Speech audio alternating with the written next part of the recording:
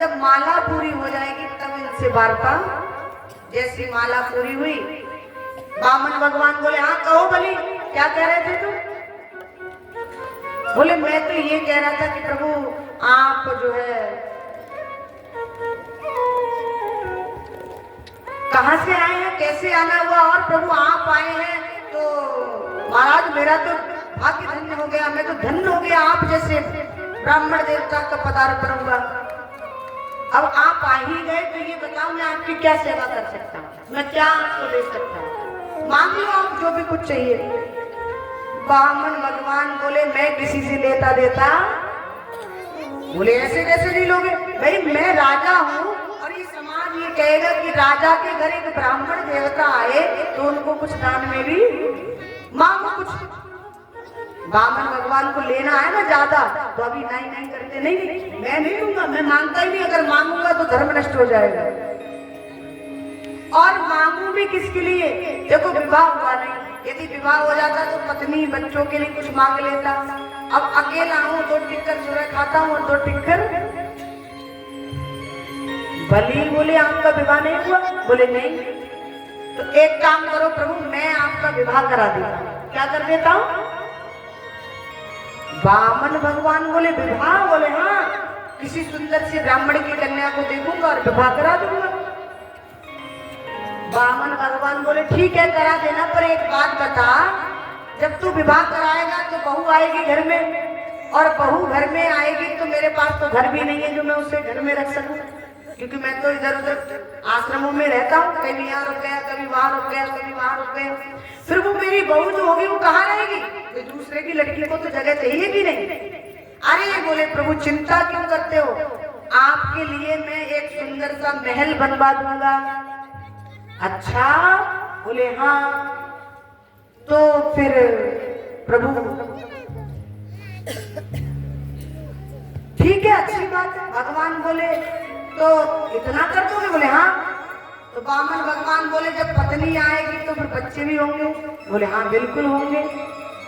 भगवान बोले उनकी पढ़ाई लिखाई कौन कराएगा? मेरी पढ़ाई लिखाई भी तो होनी है, अब मैं कमाता नहीं हूँ, फिर उनकी खर्चा कैसे चलेगा? अरे बोले चिंता क्यों करते हो, मेरे बाबा का स्कूल है ना हेड़ा कृषि विश्वविद्यालय, उसी में एडमिशन करा देंगे। बोले अच्छा? बोले हाँ। तो कहा कि भाई 8-10 तो बच्चे होंगे ही। ऐसा भी होता है कि कभी कभी उनमें से एक मर भी जाएगा। भाई जहाँ 2-4 बालक हैं, एक आध मर भी सकता है, भगवान के घर में कोई देखकर थोड़ी आया। तो बोले जब इतने बच्चे होंगे तो एक तो मर भी सकता है। तो बोले हाँ प्रभु मर भी सकता है, भाई इसमें गारंटी नहीं है मेरी। तो बोले जब बालक मरेगा तो रोना भी पड़ेगा? बोले बिल्कुल रोना पड़ेगा। बोले बालक प्रभु आपका मरेगा तो रोने वाले किराए पर थोड़ी ला कर दूंगा, रोना तो आपको ही पड़ेगा। भगवान बोले भार में जाए ऐसे विवाह, जब विवाह को करने के बाद रोनो पड़े, ऐसे विवाह को करने से क्या फायदा? मैं विवाह नहीं करूंगा। राजा बलि बोले जैसे तैसे तो तैयार किए और अंत में आकर उसको भी मना कर दिया। अब जिद करता है नहीं कुछ तो मांगो। बामन भगवान बोले पहले ये बता, मैं मांगूंगा तू दे देगा? बोले हाँ दे दूंगा। सही बता? बोले हाँ प्रभु दे दूंगा, मांगो तो सही। बामन भगवान बोले ऐसे नहीं, पहले संकल्प कर। क्या कर? संकल्प। देखिए जब व्यक्ति संकल्प कर देता है तो फिर वो बंध जाता है। यदि वो उस वस्तु का संकल्प करते, किसी भी वस्तु का, और वो चीज यदि दान में नहीं देता है तो समझ लो उसको पाप लगता है। उसका संकल्प कर, और संकल्प का जब नंबर आया तो जल लेने का। गुरुजी बैठकर देख रहे थे ये कौन है, भाई बार बार संकल्प की प्रेरणा कर रहा है। नेत्र बंद करके देखा तो साक्षात नारायण बामन बनकर बैठे। बलि से बोले जरा यहाँ एक तरफ ले गए। बोले देख ना ये बामन है ना त्रेपन है, ये साक्षात नारायण है, देवताओं के कार्य को सिद्ध करने के लिए, तुझे छलने के लिए आए हैं। मना करते, कहना लेने देने की कोई बात नहीं की, आगे चल करके करेंगे लेना देना। बलि बोले क्या कहते प्रभु? ऐसे हो कि एक शिष्य को धर्म करने से रोक रहे, दान करने से रोक रहे। मैं ऐसा नहीं करूंगा। यदि ये कोई साधारण ब्राह्मण होगा तो कितना ले जाएगा भाई, खजाना भरा है दे दूंगा। और यदि भगवान भी होंगे तो इतिहास में लोग मेरी कथा कहेंगे और कहेंगे कि राजा बलि ऐसा हुआ जिसके दरवाजे पर भगवान की भिक्षा मांगने के लिए, मेरी कथाएं लोग कहेंगे। संकल्प का नंबर आया तो सागर चलते थे ना पहले, और सागर से जल निकालने का नंबर आया। गुरुजी से देखा नहीं जा रहा था, शिष्य का धन जा रहा है ना। कई लोग होते ना, बोले वो कथा चल रही है वहां, वो रसीद कट रही है पर्ची 1100 रुपए। अरे बोले 100 रुपए दे के बात खत्म करो, क्या जरूरत है इतना देने की। तो ऐसे ही शिष्य का धन जा रहा था और गुरुजी से देखा नहीं जा रहा। तो गुरुजी ने क्या किया, कीड़ा बन करके उसकी नोक में बैठ गए। अब जल ही ना निकले, वो जल को ले तो जल ना निकले। भगवान ने नेत्र बंद करके देखा तो शुक्राचार्य भी बैठे थे कीड़ा बनकर। भगवान बोले अच्छा। सो भगवान की बगल में कुसा लगा था ना, कुसा खींचा और खींच करके उसकी नोक में डाल दिया। जैसे डाला तो गुरुजी की एक आंख पधार गई।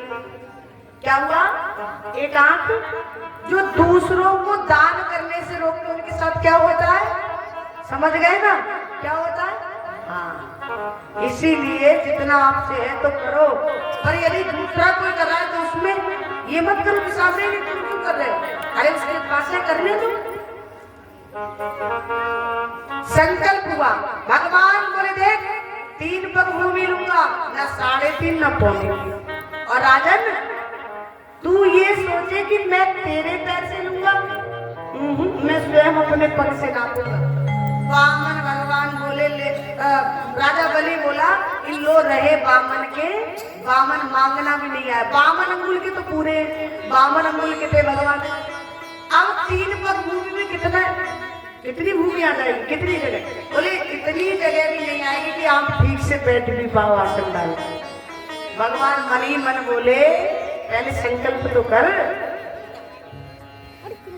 बोला वैसे तो देने की बहुत इच्छा थी, ना जाने क्या क्या देता, पर तुम लेना ही नहीं चाहते तो ठीक है, मैंने 3 पग भूमि दी, संकल्प कर दिया।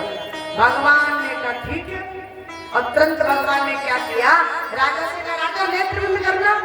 नेत्र बंद की तो भगवान ने विराट रूप धारण कर लिया। बोले विराट भगवान। अब तो राजा बलि इतना सा लग रहा है भगवान। अब बलि ऊपर से नीचे देखे कि अभी तो इतने से थे, अब इतने से कैसे हो गए। भगवान बोले बता कहां से शुरुआत करूं, कहां से नापू। बोला प्रभु जहां से आपकी इच्छा करे। भगवान ने एक पग रखा, एक पग में भगवान ने वैकुंठ तक पहुंच गया, स्वर्गलोक तक। और ब्रह्मा जी ने तुरंत कमंडल में धोकर रख लिया। वही गंगा है, विष्णु पदाम्बुज कहते हैं, विष्णु जी के चरण से निकली वही गंगा ब्रह्मा जी ने धोकर रखनी थी कमंडल में, जो भागीरथ लेकर के आए। और एक पग से एक लोक, 2 लोक नाप लिए, 3 लोक नप गए 2 पग से, एक रह गया। अब बोले 3 पग भूमि की बात हुई है ना, अभी 2 ही नापा है मैंने, 3 लोक नप गए। अब ये बता तीसरा जन कहाँ रखूं, अब जगह ही नहीं तो कहाँ रखे। अब ऊपर से नीचे देखे, भगवान बोले चाकर उसको बंदी बनाओ, बड़ा दानी बनता है, मांगो मांगो मांगो। मांगने का नंबर आया तो 3 पग भूमि भी पूरी नहीं कर पाया। अब कुछ था ही नहीं, बेचारे राजा बलि ऐसे खड़े हैं। अंदर से राजा बलि की पत्नी आई और आकर बोली स्वामी प्रभु एक बात बताओ, धन बड़ा होता है या धन का मालिक बड़ा होता है। बोले धन का मालिक बड़ा होता है, जिसका धन है वही तो बड़ा होगा। तो कहा एक काम करो, आप मेरे पति के सिर पर पैर रख दो अपना तीसरा चरण, और तीसरा पग भी पूरा कर लो। राजा बलि नीचे बैठ गया। भगवान ने तुरंत उठाकर हृदय से लगाया और कहा हे राजा बलि मैं तो तुझे छलने के लिए आया, पर तूने मुझे छल लिया। तो ये क्या है, समर्पण, यानी कि अपने आप को समर्पण कर दिया। जब सब कुछ दे दिया कुछ नहीं बचा, भगवान को फिर भी संतुष्टि नहीं हुई तो कहा प्रभु अब मैं रह गया हूँ, मुझे भी दीजिए। समर्पण ऐसा होना चाहिए, अपने आप को समर्पण कर। भगवान इतने प्रसन्न हो गए राजा बलि की समर्पण की भक्ति से, बोले राजन यदि तू ये कहेगा कि मुझे दोबारा से त्रिलोकी चाहिए तो मैं तुझे दे दूंगा। लेकिन कहा नहीं प्रभु मुझे कोई दुख नहीं है, आपका था आपने भी आपने ही तो दिया। जब हम यहाँ आते तो